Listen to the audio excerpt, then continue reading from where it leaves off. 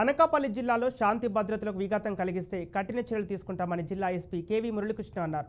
ఎన్నికల ఫలితాల సందర్భంగా నర్సీపట్నం రామచంద్ర ఫంక్షన్ హాల్ నియోజకవర్గంలో గల ఇరు పార్టీల రాజకీయ నాయకులతో నిర్వహించిన శాంతి పద్ధతుల పరిరక్షణ అవగాహన సదస్సులో ఆయన పాల్గొన్నారు.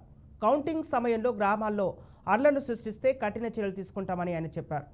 జూన్ 4వ తేదీన కౌంటింగ్ ముగిసే వరకు గ్రామాల్లో 144 సెక్షన్ పోలీస్ యాక్ట్ 30 అమల్లో ఉంటుందని అన్నారు. రౌడీ షీటర్లకు ఏ పార్టీ నాయకులు ఆశ్రయం కల్పించవద్దని ఎస్పీ కోరారు.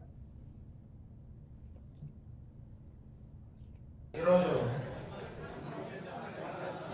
శాంతి భద్రతల పరిరక్షణ సదస్సు అవగాహన సదస్సు అనేది నర్సీపట్నం ఏసీ లెవెల్లో ఆర్గనైజ్ చేయడం జరిగింది.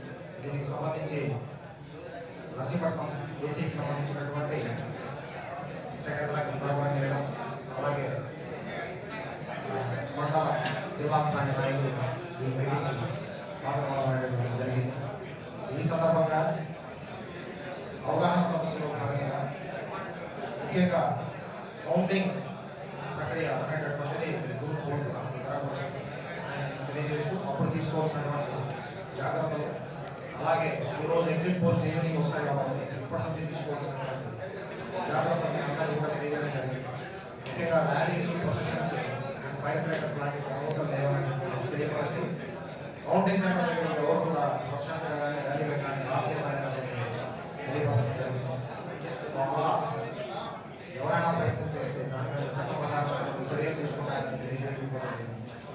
ముఖ్యంగా పోలింగ్ ప్రక్రియ అంతా కూడా శాంతి భద్రతమైనటువంటి ఏ రకమైనటువంటి విధానం లేకుండా అలా జరిగే విధంగా కౌంటింగ్ ప్రక్రియ కూడా అంతే శాంతి భద్రతగా సమన్వయంలో సాధించే విధంగా అందరికీ కూడా తెలియపరచడం